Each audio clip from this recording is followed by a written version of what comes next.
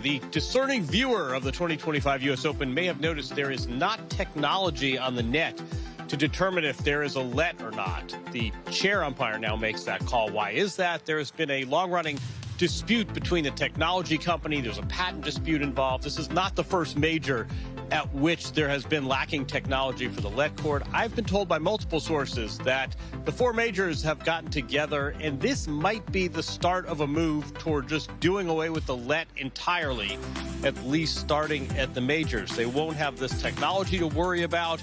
They've already tried no-let tennis at the juniors and college tennis. It's worked pretty well. So keep an eye on this story. This technology dispute may lead to no service lets, at least at the majors.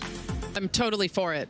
In terms of play is stopped so often when players think they hear a let and it's not called. Walk around the grounds this second week and go watch one of the junior matches. They play lets. They have for the last couple of years. I've experienced through my son's eyes. It's really a non-issue. The amount of times that it hits the top of the tape and trickles over is less than once a match. It rarely happens. I think it would just speed up play as well. Collegiate tennis has done it as well. I'm a big fan of it. I think it could really help the flow of the matches. I'd be fine with it, but I'm always amused when something happens like it did yesterday in Felix Auger-Aliassime's match.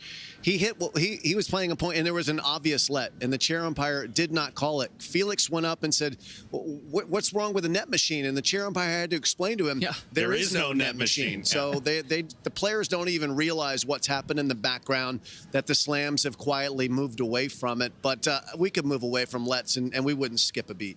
My first Billie Jean King Cup tie last April, it was explained to me in the captain's meeting, oh, the chair umpire, we don't have the machine, the chair umpire is going to call lets. Of course, I was like, well, is someone going to sit out there with their hand on the net? Right. I got laughed at. It's not 20 years ago. The chair umpire can handle it. I told my players that, and they were still caught off guard. It seemed like the message didn't get to all the players because it's been like this since last spring. It harkens back to old Fingers Fortescue. Remember Bud Collins? He used to listen and have his fingers on the net.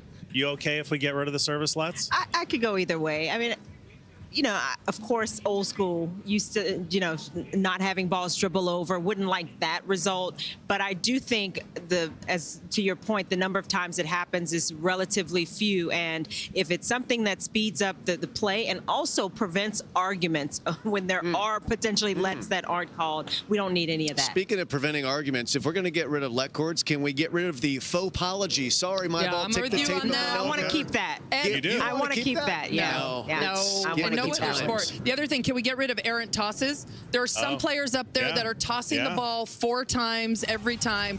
One toss. You're in complete control of it. In other sports, if daughter plays volleyball, you get one opportunity to throw it up and hit it. Yeah, one opportunity, Eminem. There you go. Part of the sport. Learn to toss. If it was only one toss, you would see players figuring out how to toss the ball perfectly. When any of us get named commissioner of tennis, these are the changes that we will make.